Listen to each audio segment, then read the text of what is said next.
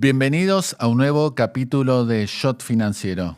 Hoy con nosotros un invitado de lujo, Roque Fernández. Dada que tiene una extensa trayectoria en lo económico, en la función pública, en lo académico, dividimos la entrevista en dos partes. A continuación, entonces, la primera parte de la entrevista a Roque Fernández.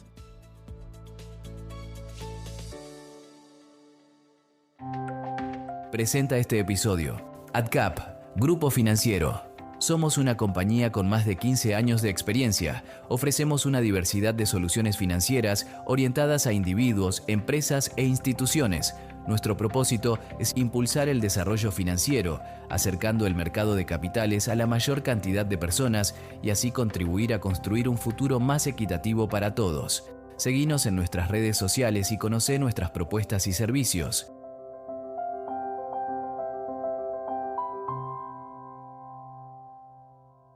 Y ya estamos conectados aquí con Roque Fernández. Roque, un gusto enorme tenerlo aquí en Shot Financiero. Gracias, igualmente. Roque, ¿cómo le surgió la vocación por la economía? ¿Cuándo fue eso? Fue al terminar el secundario, yo tenía, digamos, como algunas dudas que hacer, pero con una compañera del secundario me invitó a que hiciéramos algunas materias libres en la Facultad de Ciencias Económicas justo al terminar el secundario. Pero no existía la carrera de economía, era la carrera de contador público, Sí. que después de uno recibirse contador público, hacía un año más, que era la licenciatura en economía, y aparte del título de contador público, te daban un título de licenciado en economía, y después de una tesis, el doctor en economía. Esa fue mi carrera en Córdoba. ¿Recuerda algún profesor de la Universidad de Córdoba que lo haya, digamos, Sí. maravillado o le llamado la atención?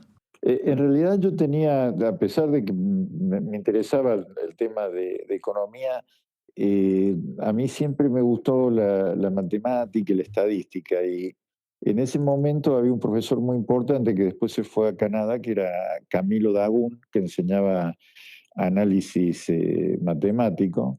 Y yo entré en el Instituto de Matemática y Estadística de la Facultad de Ciencias Económicas, y me orienté así un poco también hacia la econometría. Entonces, un poco lo mío es de economía y métodos cuantitativos, pero en realidad quien más influyó en mi carrera fue Humberto Petrey, que él había ido a la Universidad de Chicago, había vuelto, era profesor en finanzas públicas, y me insistió que fuera a estudiar a la Universidad de Chicago. Yo había aplicado para becas en la Universidad de Chicago y también en el Consulado Británico en Córdoba para estudiar en Oxford o en la London School en Inglaterra. Y me dieron beca tanto en Chicago como en Inglaterra. Y Humberto Petrelli insistió mucho que fuera a Chicago, y me convenció, digamos, ¿no? O sea, en realidad como que a mí me gustaba la experiencia europea más que la americana, pero no me arrepiento de que él me haya insistido, porque tuve la suerte de estar digamos, en el momento de oro de Chicago, donde estaba Friedman, Harry Johnson, Luca, en fin, todos los que fueron. ¿Y le costó mucho los primeros años en Chicago o venía bien afilado de la carrera universitaria en Córdoba? Lo que pasa es que no me costó porque como existe un mecanismo que el alumno va eligiendo los cursos de acuerdo a su capacidad, digamos. O sea, si uno, por ejemplo, entra en Chicago, podría decir, bueno, ignoro el curso Introducción a la Economía porque yo ya economía estudié, etcétera, y pasa a un curso un poquito más avanzado. Pero lo que nos recomendaban a todos los extranjeros que veníamos ahí era que empezáramos por los cursos básicos, sobre todo por empezar a tener un poquito más de fluidez en el inglés. O sea, aunque uno ya había visto, digamos, un curso introductorio de economía, al volver a tomarlos ya como un curso introductorio, ya iba, digamos, tomando mayor capacidad para discutir, para resolver problemas, para participar en los grupos de estudio. Así que no, yo nunca tuve, digamos, dificultad en el sentido de decir esta materia no entiendo nada, no sé qué es lo que es.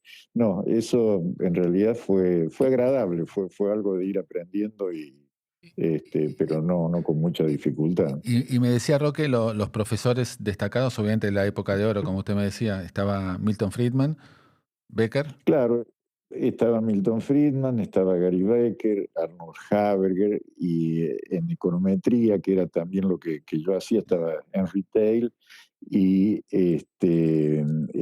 Telser,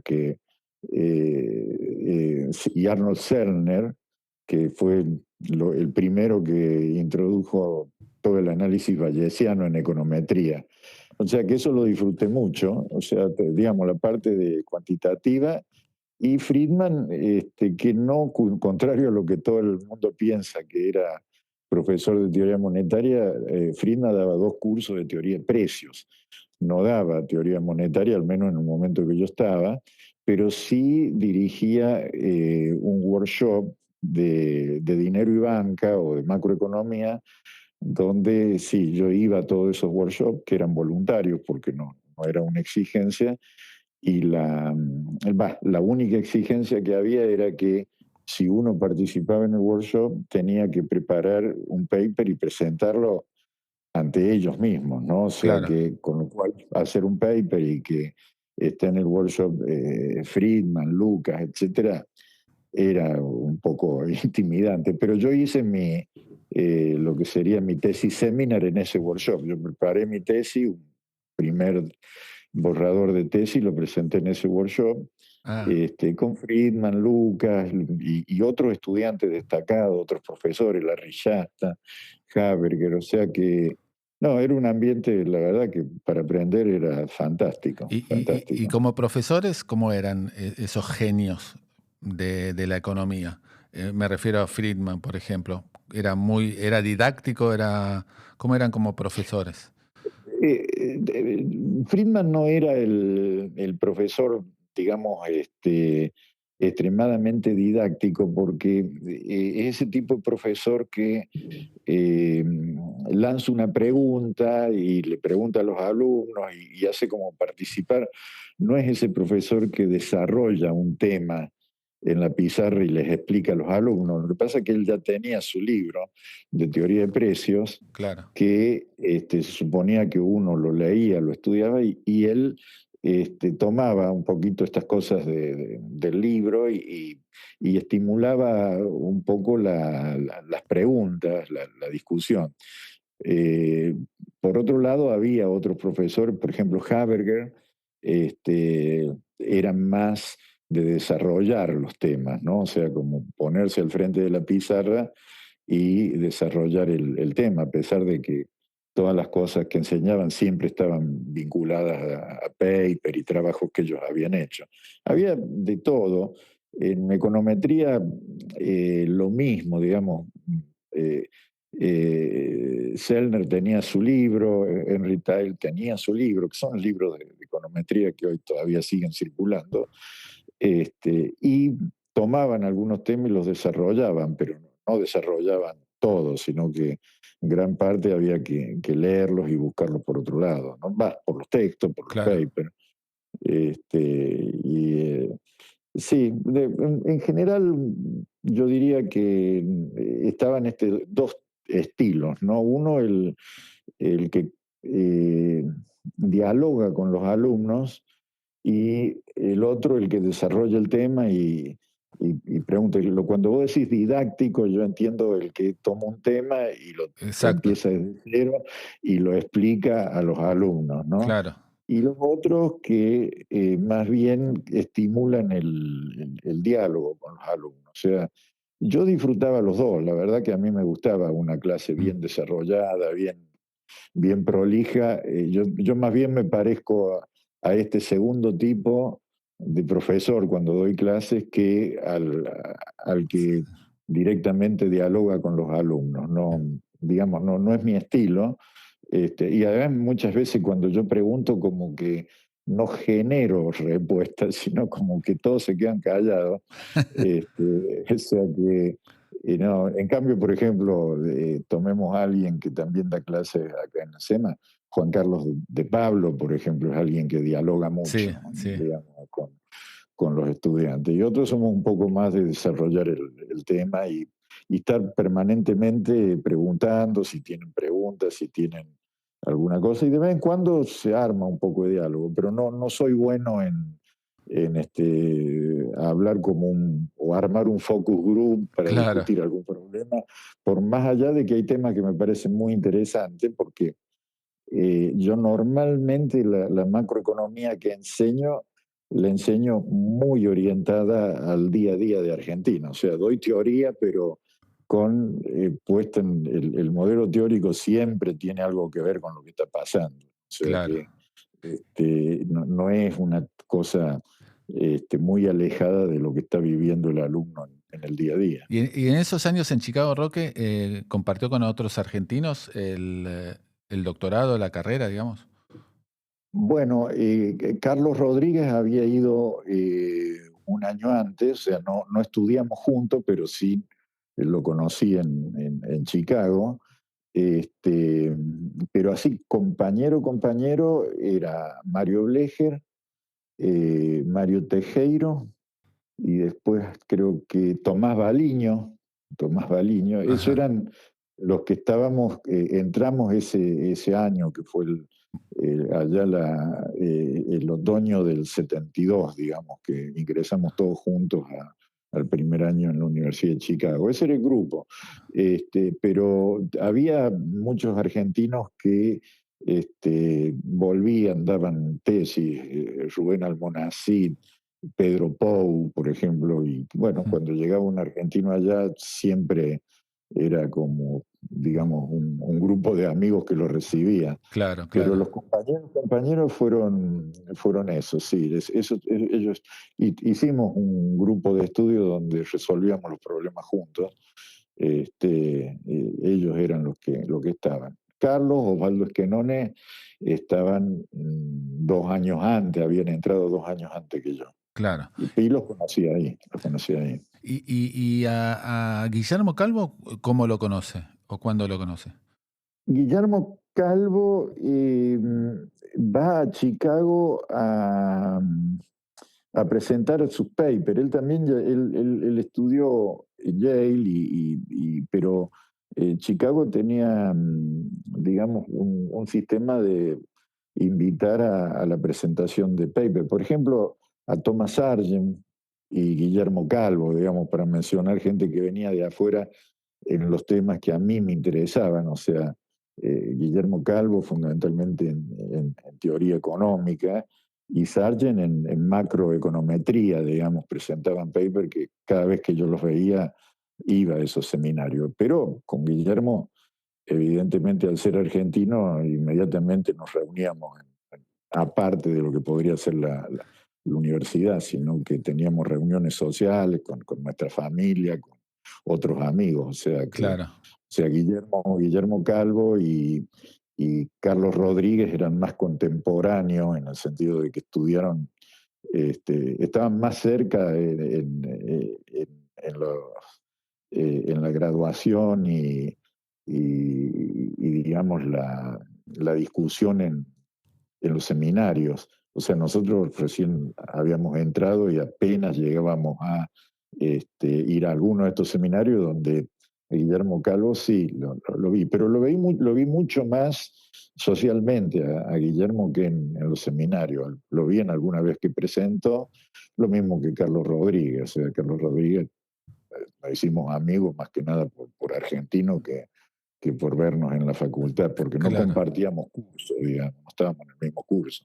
Y Roque, llega el momento de su graduación, doctorado, ¿y qué ofertas se le plantean y cómo fue el proceso de decisión una vez que decide su rumbo, ya con el doctorado adentro? La idea que yo tenía era volver a la Universidad de Córdoba, ¿cierto? O sea que, este, pero el año 75, cuando yo vuelvo, eh,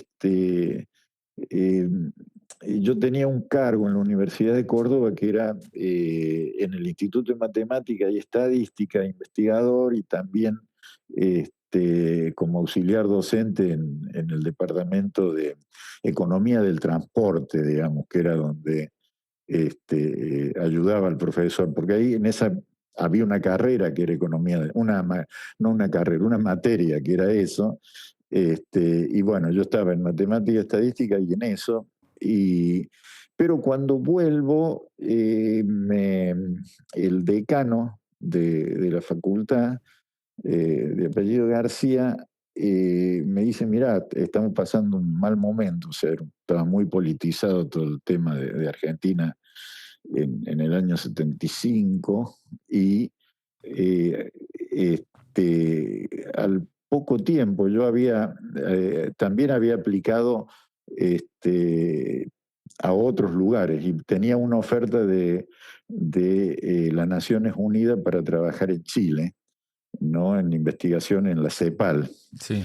Y entonces al poco, a la semana, una cosa por ahí, al decano de la facultad lo ametrallan en la puerta de la facultad, y, y quedó una sensación así bastante difícil, porque yo el contacto que tenía para volver o presentarme a un concurso estaba vinculado a que la universidad estuviera más o menos normalizada. Entonces, de ahí me fui digamos, a trabajar a Santiago de Chile, a Naciones Unidas, mirando a ver cómo hacer para volver a Argentina, y no se dieron las condiciones de poder volver a la universidad, así que de un tiempo estar ahí fui también como consultor o ingresé, digamos, en el Fondo Monetario Internacional, en el Departamento de Investigaciones y también en el hemisferio occidental. O sea, ahí tuve una experiencia interesante porque participé como economista de las misiones del Fondo Monetario. Cuando vienen acá, esas misiones vienen economistas. Yo no podía venir acá porque no Era el permiten mismo que un país, claro. argentino del mismo país, pero sí estuve en México, República Dominicana, en algún que otro país casualmente haciendo todo lo que es lo que se llama el artículo 4 que Claro. se produce. Eso lo elaboraba yo en parte con otros profesionales también. Eso fue una experiencia muy linda también, hasta que estando ahí en el Fondo Monetario, va Nicolás Catena, Domingo Nicolás Catena, este, a visitar el fondo y a entrevistarme para ver si yo quería volver a Argentina para un instituto de investigación privada. Y eso me interesó. Eso me interesó. En ese momento yo diría no tenía dudas de que la investigación era algo importante para mí, o sea, me gustaba. Así que ahí renuncié al Fondo Monetario Internacional y me vine a Argentina para hacer lo que hoy día es el SEMA, ¿cierto? O Claro. sea, El, y, para y el SEMA inicialmente estaba en qué calle? estaba en la calle Uruguay, o sea, en realidad se creó una fundación país que la creó Catena con otros empresarios, digamos, hoy día siguen siendo miembros, por ejemplo, del Consejo Superior, algunos de esos empresarios como, bueno, Nicolás Catena, Manuel Sacerdote, Orlando Ferreres, que representaba a Ungibor, y había muchos más, ¿no? Pero después el SEMA sigue como una ONG, digamos, independiente de la Fundación País, y esa ONG SEMA es lo que hoy día es la universidad. pero en esa ONG inicial, que era el Centro de Estudios Macroeconómicos de Argentina, el presidente era Pedro Pou, presidente de la dirección. Y bueno, y yo soy el primer economista que entra ahí contratado por esa organización, y Carlos Rodríguez segundo, entramos casi juntos, yo Qué grande. 3, 4 meses antes, y Carlos entra 2 meses después. Y ahí empezamos a trabajar con Estamos hablando del eh, año 78, ¿no? 78, claro, y ahí están documentados los documentos de trabajo, que eran los problemas de la coyuntura argentina. El primer documento de trabajo que yo hago hace una reforma del sistema previsional, que era casualmente privatizar el ANSES, cosa que después ocurre parcialmente cuando se crean las FJP y que después vuelve a nacionalizarse el ANSES, y bueno, y hoy día tenemos el drama de los jubilados que Sí. significó la reversión del sistema de capitalización y seguro, que era lo que planteaba. Lo mismo pasó, yo diría también, Carlos, muy activo en uno de los trabajos más mencionados, también generado ahí al principio, era el plan de Martínez Dios, el plan de 28 de diciembre. Eso era como que nosotros leíamos los diarios y mirábamos lo que estaba pasando y escribíamos algún paper vinculado al tema, siempre con contenido académico, siempre formal. No estábamos metidos, digamos, en política para nada, pero sí en la discusión de la política argentina estuvimos presentes y seguimos estando, pero con una orientación más bien académica, digamos, no, Y, no, no partidista, digamos. y Roque, ¿en qué año empieza la entonces SEMA, la hoy USEMA, a la tarea de enseñanza, la tarea de posgrado inicialmente? Bueno, ahí cuando en la calle Uruguay, donde estábamos en la calle Uruguay, era un departamento donde tenía, creo que era como un departamento eh, eh, que creo que tenía 3 ambientes, donde uno estaba Pedro Pou, otro estaba Carlos, en otro estaba yo, y había como una pequeña salita de reunión. No teníamos teléfono, entonces tuvimos Era que difícil, en la época era era difícil. imposible. Por eso compramos en realidad lo compró Nicolás Catena, compró el departamento de abajo que sí tenía teléfono, y pasamos el teléfono para arriba. Con motivo de esa operación, nosotros escribimos un paper sobre el caso de Entel en Argentina, que era asignaciones aleatorias versus asignaciones por precio, que fue también un trabajo que orientó a la posterior privatización de los teléfonos en Argentina, que si uno compara lo que era aquella situación, los teléfonos se vendían entre 5 y 10 mil dólares, Sí, me acuerdo. que era la única forma, porque no había otra manera de tenerlos.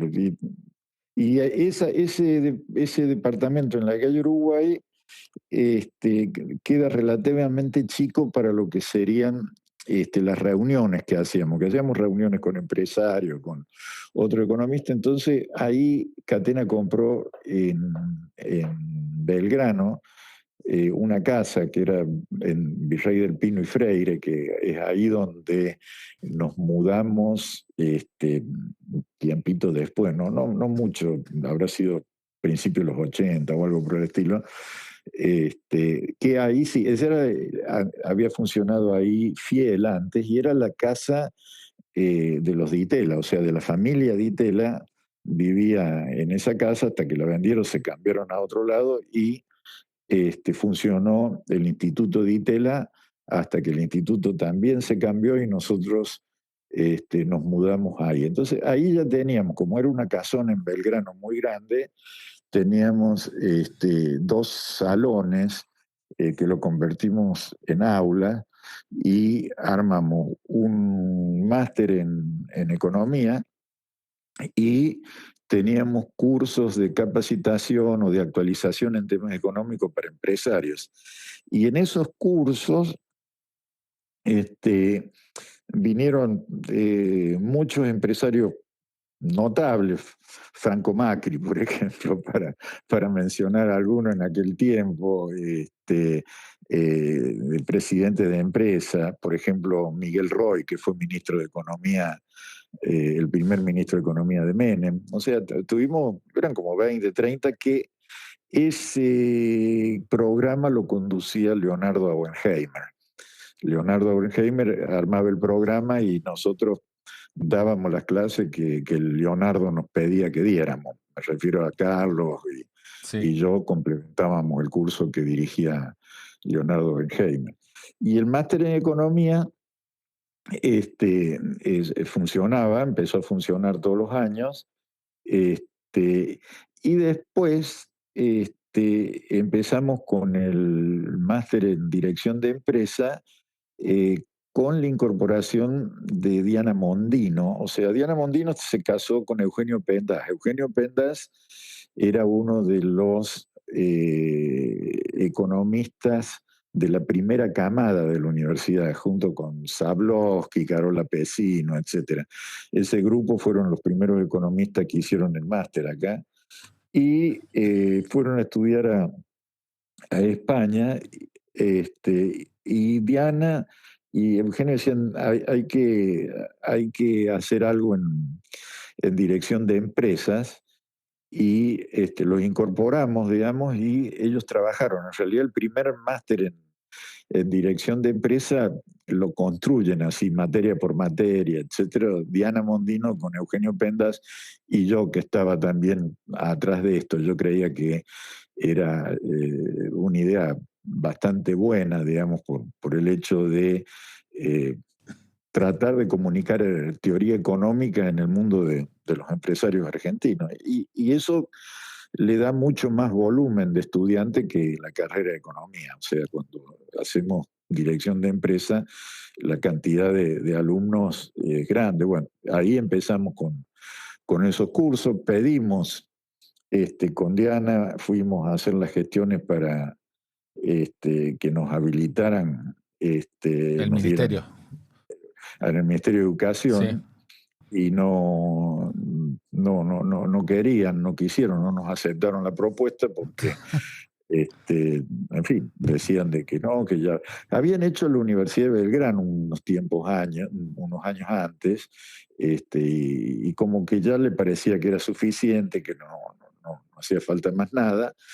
Y bueno, nosotros seguimos enseñando y dábamos un título trucho, digamos, porque no era reconocido por el Ministerio de Educación, pero tenía su programa de materia, los alumnos lo cursaban y le dábamos un certificado privado, digamos, no reconocido.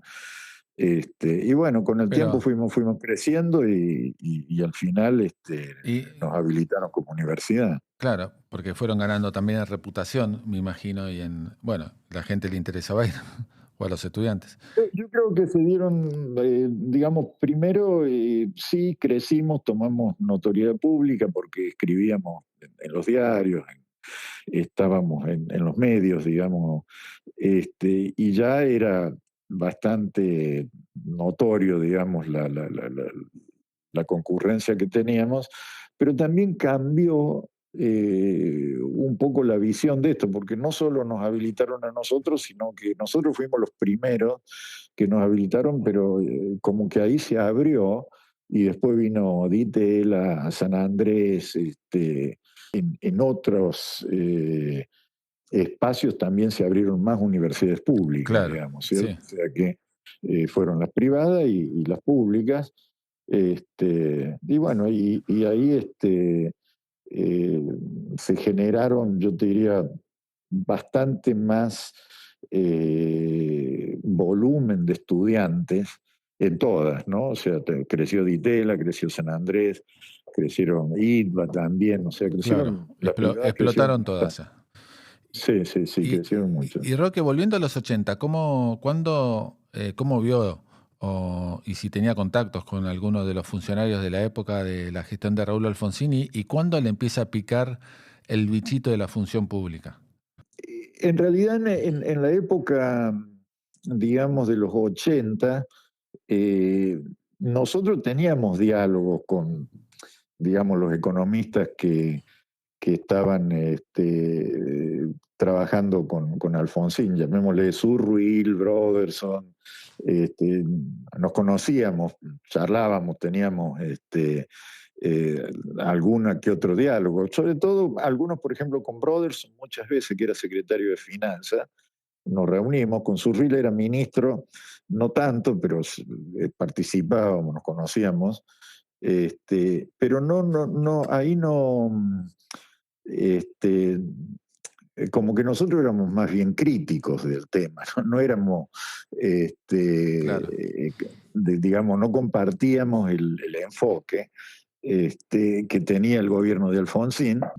Tampoco estábamos como, yo diría, en una carrera de entrar al sector público. Nosotros estábamos bien donde estábamos, ¿no? O sea, no aspirábamos a una cosa pública, pero sí participábamos del debate público, o sea, con paper, con notas, con seminarios, con presentaciones. Pero Pedro Pou, que era el director del SEMA, sí tenía un poco más porque había sido asesor o ministro de Economía en la provincia de Buenos Aires, y tenía contacto con, digamos, el peronismo de Menem, Bauzá, por ejemplo, y ahí se da un contacto ya como un poco más amigable, digamos, no éramos tan críticos. Este, y yo entro, bueno, el primer ministro de Menem es Miguel Roy, que había sido alumno nuestro. Sí. Entonces, ahí yo accidentalmente me encuentro con la misión del Fondo Monetario Internacional en, en Buenos Aires. Cuando ya estaban acá, así, caminando por la calle, digamos, me encuentro con alguien que yo conocía, un economista Qué casualidad. de casualidad, sí, y le pregunto cómo andaban, cómo estaban, y la verdad que vinimos, pero no tenemos ningún diálogo con el gobierno, se nos hace difícil tener contacto con el gobierno, o sea, como que estaban dando vuelta. Entonces, yo voy y como lo conocía a Miguel Roy, le digo a Miguel Roy y a Orlando Ferreres, que Orlando sí lo conocíamos porque era miembro de la Fundación País, le digo, miren, por lo menos tendrían que ver cómo manejar esta situación. Era bastante difícil, digamos, ahí al principio. Eh, Recordemos que cuando cambia el gobierno de Alfonsín al gobierno de Menem, Argentina estaba en hiperinflación, o Sí. sea, en una situación bastante difícil. Entonces, cuando yo voy y le comunico eso, me dicen, bueno, ¿por qué no encárgate vos, por favor, de ayudarnos a hablar con el fondo? Ahí entro yo, pero como un asesor ad honorem, simplemente como un recepcionista de la misión, armo reuniones con Ferrer, estaba el secretario de Hacienda, era Frigeri, entonces armo también reuniones con ellos, pero sin ser funcionarios, sino que simplemente de buena onda. Y también yo veía que en la Secretaría de Frigeri, el grupo que estaba en Hacienda, no eran muy fluidos en inglés, y en la misión había gente que hablaba inglés, entonces yo en parte hacía de traductor, si se quiere, Todo terreno era de, Rock. de todo, claro. Y bueno, de ahí me quedo como, digamos, la persona que manejaba un poco las relaciones con el Fondo Monetario Internacional, sin ser funcionario. O sea, viajo a Washington y, por supuesto, me pagaba el viaje yo a Washington y después presentaba el ticket para que me devolvieran la plata del vuelo del avión y el hotel. Digamos que no cobraba honorarios por eso, sino que simplemente de buena onda, pero los gastos me los pagaban.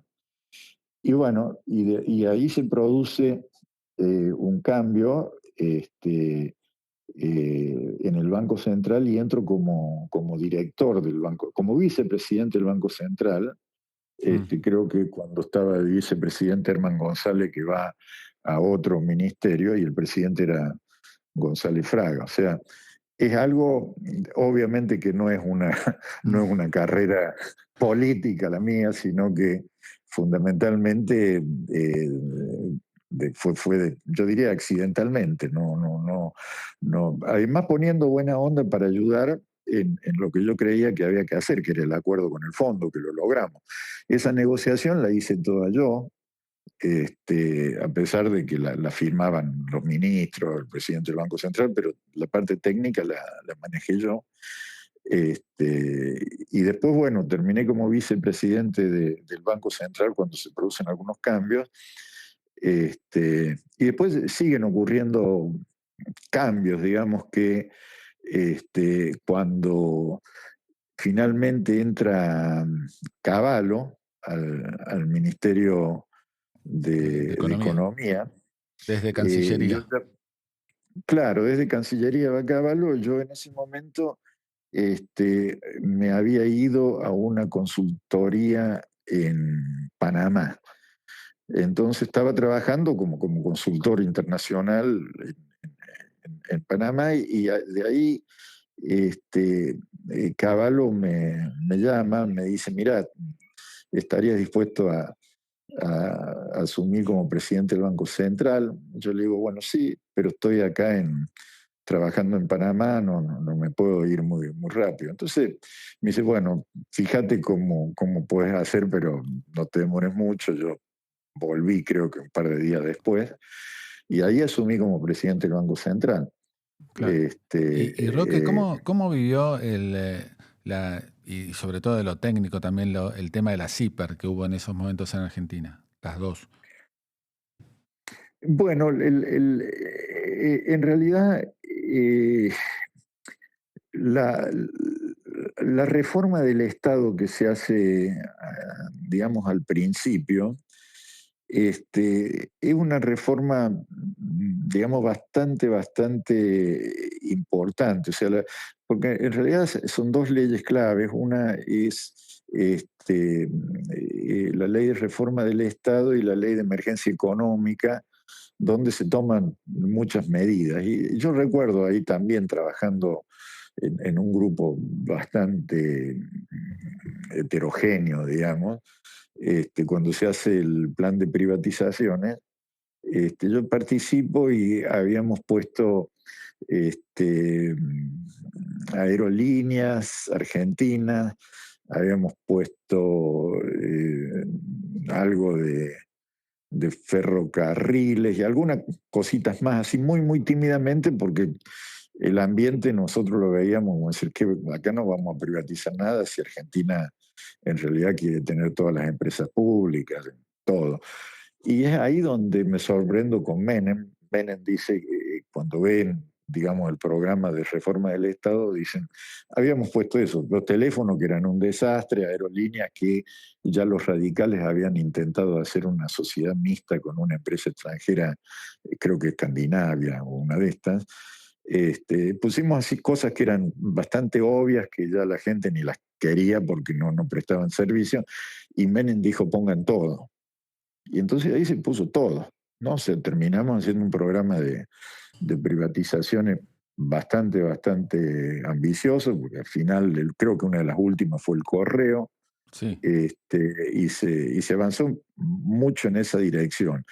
Después, también yo estando como vicepresidente,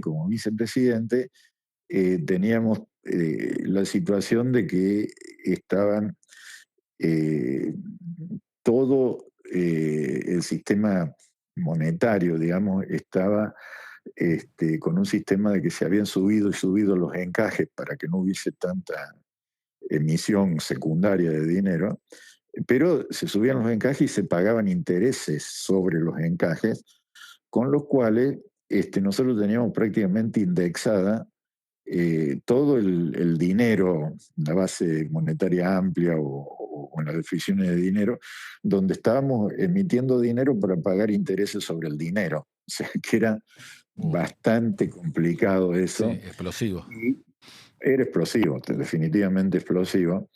Entonces ahí yo lo llevo, hablo con Cavallo, yo estaba en el Banco Central, hablo con Cavallo y también con Guido Di Tella, y le digo, mirá, si no cortamos esto, no hay forma, porque estamos directamente emitiendo dinero para pagar intereses sobre el dinero, es una cosa explosiva, y de ahí surge el Plan Bonex. El Plan Bonex yo lo había hablado con Guillermo Calvo, porque era asesor mío en el Central, lo habían conseguido que viniera, y era reprogramar, digamos, cambiar, por supuesto que devengaban intereses sobre el dinero y con los intereses devengados más los plazos fijos que tenían, compraban dólares y el dólar subía y subía. Era una dinámica muy, muy explosiva.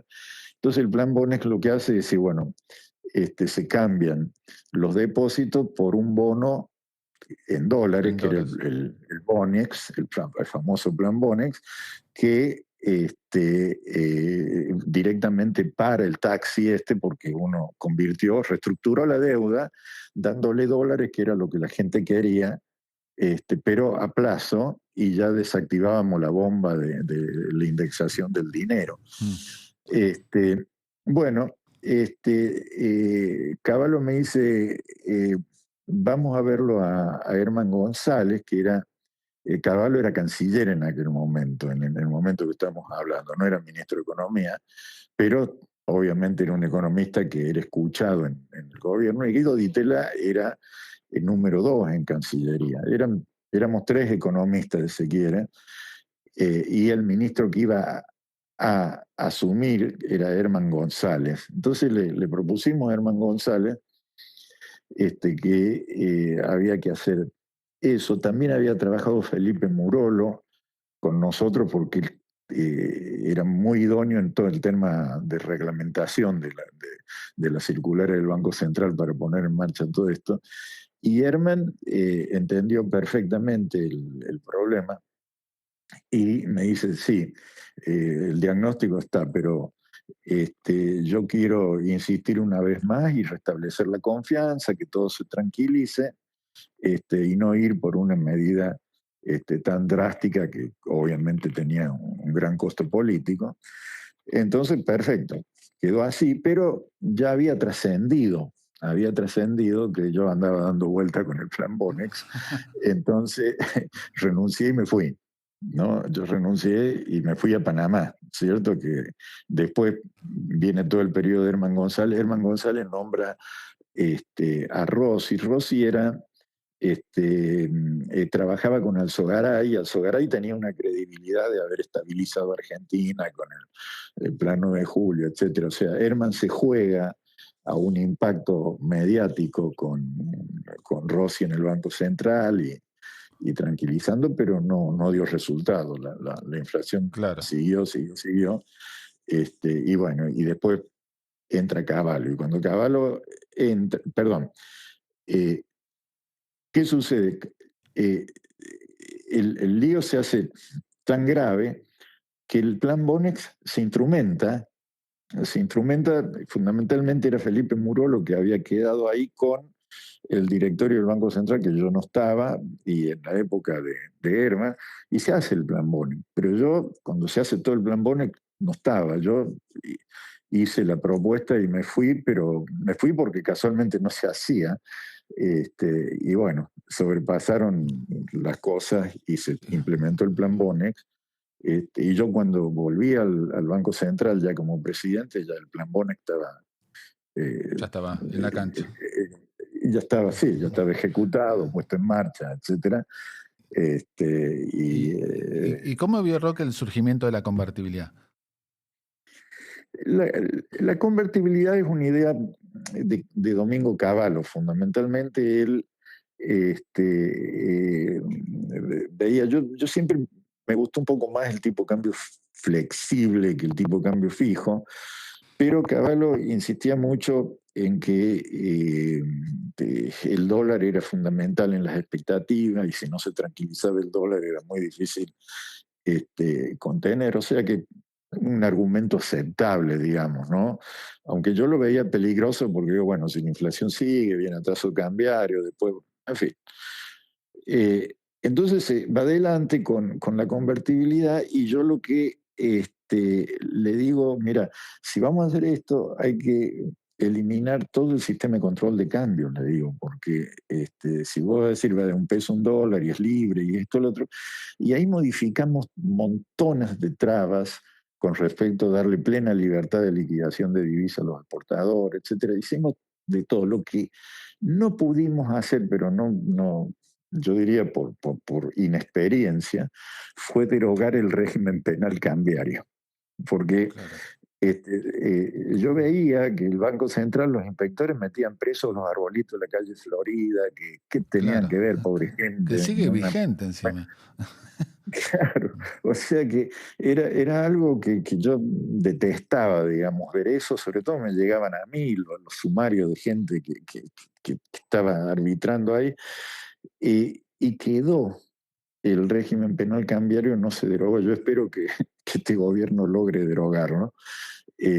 ¿Por qué? Porque verdaderamente para darle verdadero sentido a una moneda convertible y a una seguridad jurídica para las operaciones, es importante que no criminalicen el mercado de cambio, que es lo que Claro. hace la ley penal cambiaria. Convierte en criminales a alguien que compra y vende dinero, digamos. Y, Así que yo conseguí poner en la ley de convertibilidad, o sea, el 1 a 1 era una idea de Caballo, yo conseguí que se modificaran los artículos en los cuales obligaban a los exportadores a liquidar divisas, tipo cambio oficial, etcétera, sino que prácticamente, ¿qué es lo que pasa en la convertibilidad? Un exportador de trigo, antes de la convertibilidad, cuando ponía el trigo en el barco para mandarlo al extranjero, ya perdía la propiedad. O sea, eso se convertía en una exportación que tenía un tipo de cambio oficial y el tipo de cambio oficial, el gobierno le iba a pagar lo que se le antojara en pesos a ese tipo de cambio oficial. O sea, uno era dueño del trigo hasta que lo ponía en la bodega del barco. qué locura. Cuando lo ponía en la bodega del barco se convertía en una exportación y ya quedaba desapoderado de la divisa que tenía que convertir al gobierno el precio que el gobierno quisiera. O sea, eso era tremendo. Y yo conseguí meter en dos o tres artículos ahí con Cavallo, Liendo, etcétera, que facilitó yo diría, la integración de Argentina con el resto del mundo en la balanza comercial y en los movimientos de capitales. O sea que eso estuvo bueno. Quedó el régimen penal cambiario, pero que nunca tuvo ninguna vigencia durante la convertibilidad. Eso vino después cuando volvieron a poner el control de cambio, o sea, 2001, Y 2002. recuerdo también en esa época, Roque, uno de mis primeros artículos en ámbito financiero era la nueva Carta Orgánica del Banco Central. La carta orgánica la empezamos a hacer cuando yo era vicepresidente. Claro. Ahí empecé casualmente cuando estaba Guillermo Calvo. Guillermo me ayudó bastante en la parte de la carta orgánica, no, nada que ver con el tema del Lambones ni nada de eso, sino en la parte de hacer esa carta orgánica, donde sí se modificó bastante el concepto de cuál era el objetivo del Banco Central. O sea, ahí pusimos por primera vez que el objetivo primordial era preservar el valor de la moneda. Esos son los términos técnicos que pusimos porque antes estaba que tenía que promover el desarrollo, Sí, esto, lo otro. O sea, era emitir, cualquier cosa. emitir Sí, cualquier cosa. Esa era la función del Banco Central. En cambio, Ahí conseguimos limitarlo, le pusimos un montón de restricciones este, con respecto a la posibilidad de emitir dinero. Incluso yo quería sacar a la superintendencia de banco dentro del Banco Central y poner una superintendencia afuera, como es en Estados Unidos y en otros países, o sea, un ente aparte, Sí, porque de manera tal de que, digamos, la superintendencia de bancos, que si dice este banco hay que cerrarlo, se lo cierra y chao, y no hay una contingencia de prestamista de última instancia, ¿no? O sea que, porque mm, prestamista de última instancia significa que tenés que salir a rescatar a todos los bancos que se funden. Y eso te hace, digamos, olvidar el objetivo principal, que es preservar el valor de y, la moneda. O sea que en eso avanzamos bastante y también generamos que los directores del Banco Central tengan que tener acuerdo del Senado claro. con la falsa idea, con la falsa idea de que al poner el acuerdo del Senado le íbamos a dar independencia al Banco Central. Y eso no fue así. La experiencia que mostró que si hay un conflicto entre el presidente de la Nación y el presidente del Banco Central, el Banco Central es parte del Poder Ejecutivo y el Poder Ejecutivo lo puede echar al presidente del Banco Central si no hace lo que el presidente de la Nación quiere. O sea que lo que para nosotros era como una salida muy interesante para darle autonomía al Banco Central y que se dedicara a su objetivo, no funcionó. No funcionó precisamente ¿por qué? Porque al ser parte del Ejecutivo no puede el Congreso Nacional avasallar una facultad del Poder Ejecutivo. Por eso en la ley de la Constitución del 94, que ahí trabajamos con Juan Carlos Romero y otro senador, el senador Menem, Claro, el Eduardo Menem. hermano de Eduardo Menem, pusimos un banco federal, no dice Banco Central, Banco Federal, con lo cual eso abre una puertita a dejar un banco parecido a lo que es Suiza u otros lugares o Alemania, donde, digamos, cada provincia nombra un director, en el sentido de que es un banco federal. Y por supuesto, ese director no es para ir a robar al Banco Central el dinero y emitir, sino que son responsables para custodiar y preservar el valor del dinero, no para llevarse fondos a las provincias, sino que simplemente funcionarios con un mandato muy, muy específico de preservar el dinero. Entonces, ¿qué es lo que pasa? Si hay ese grupo de directores del Banco Central, son representantes de las provincias en un gobierno federal.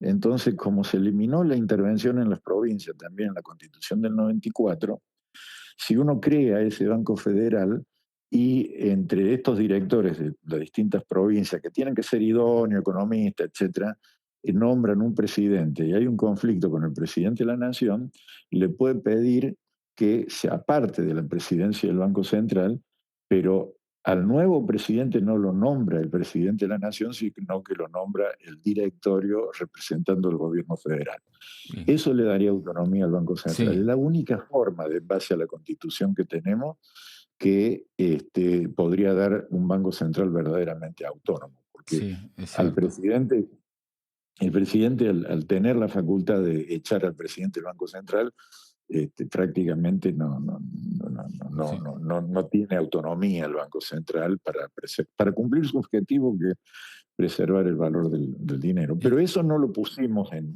esa carta orgánica, porque en realidad bueno, fue la previa a la reforma de la reforma de la Constitución, Constitución. claro, fue previo a la reforma de la Constitución, donde en el 94 se puso que Lo del Banco regulará Federal. el Banco Federal. O sea que eso está pendiente. Yo tengo la esperanza de que algún día se pueda hacer. Sí, sería bueno. Y Roque, ¿cómo Sí. vivió un episodio emblemático para toda América Latina, que fue el tequila desde el Banco Central, que me imagino debe haber pasado varias noches con pocas horas de sueño, dada que fue una corrida importante? ¿Cómo vivió esos momentos? Bueno, sí, fueron traumáticos. La verdad que Sí,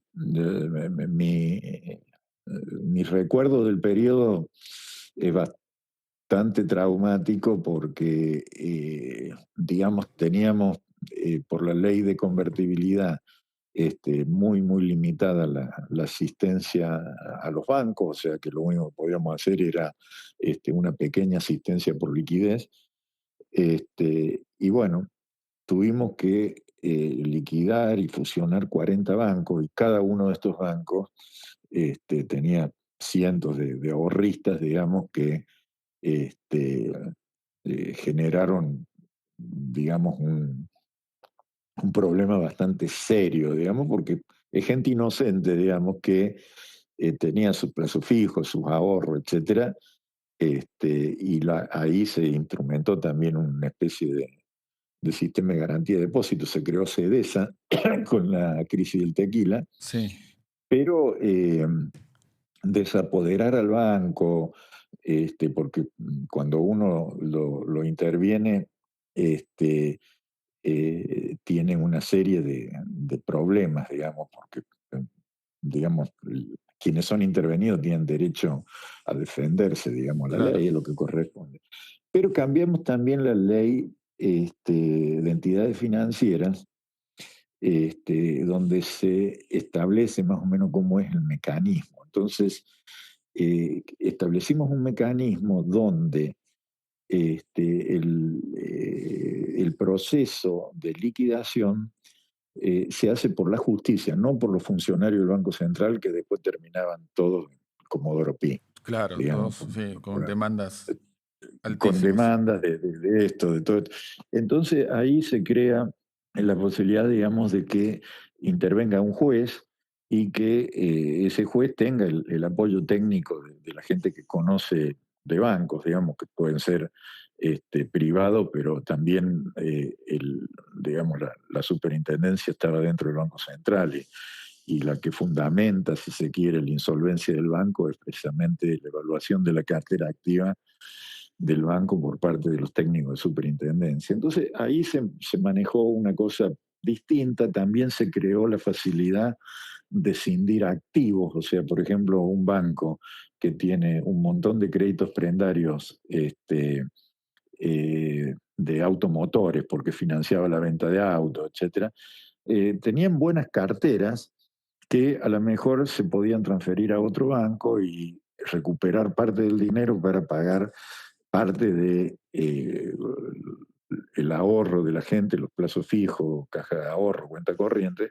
y otra parte con CEDESA, que tenía un límite a la garantía. O sea, pero, digamos, fue, yo diría, una situación complicada. No obstante eso, fue un manejo bastante exitoso porque con los redescuentos que nosotros otorgamos a los bancos, recuperábamos la plata de asistencia por liquidez que le dábamos a los bancos que se fundieron, que quebraron, digamos. Entonces, Claro.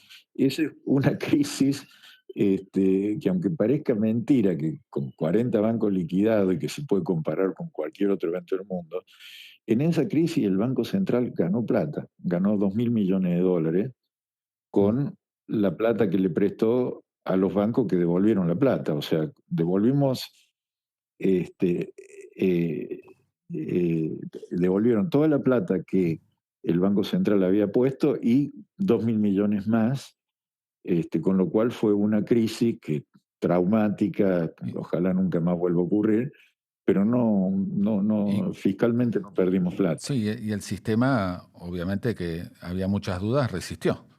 Y hasta la convertibilidad resistió. Claro, claro, resistió.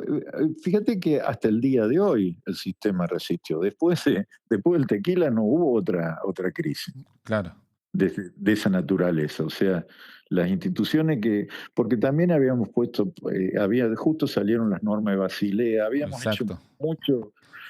mucha modificación en la ley de entidades y en el sistema normativo de los bancos Sí, había que reformas prudenciales que habían puesto reforma antes. prudencial. Y si uno observa, por ejemplo, Hoy en día, al forzarle a los bancos, decir, mira, si vos querés tomar riesgo con plata de los depositantes, poné la tuya, le decimos Mm, al banquero, y le subimos los capitales mínimos. claro. O sea, el capital mínimo era nada antes, y después se lo subimos al 14%, con lo cual ya los bancos, digamos, para poder crecer tenían que crecer con capital propio y captar capital de afuera. Eso también favoreció el desarrollo de los fideicomisos, porque en el fideicomiso lo que se emite no es un depósito bancario donde la gente cree que tiene la plata segura, sino que se lo hace participar en un fideicomiso que tiene su riesgo. O sea, se, se mejoró muchísimo, digamos, el régimen financiero, bancario, con respecto a los que son crisis bancarias, o sea, estas que ocurrieron después, como Lehman Brothers y esas que ocurrieron en Estados Unidos, que quedó el tendal de gente, pero que la Reserva Federal terminó rescatando a todo, poniendo un montón de plata. Acá en Argentina eso no volvió a pasar.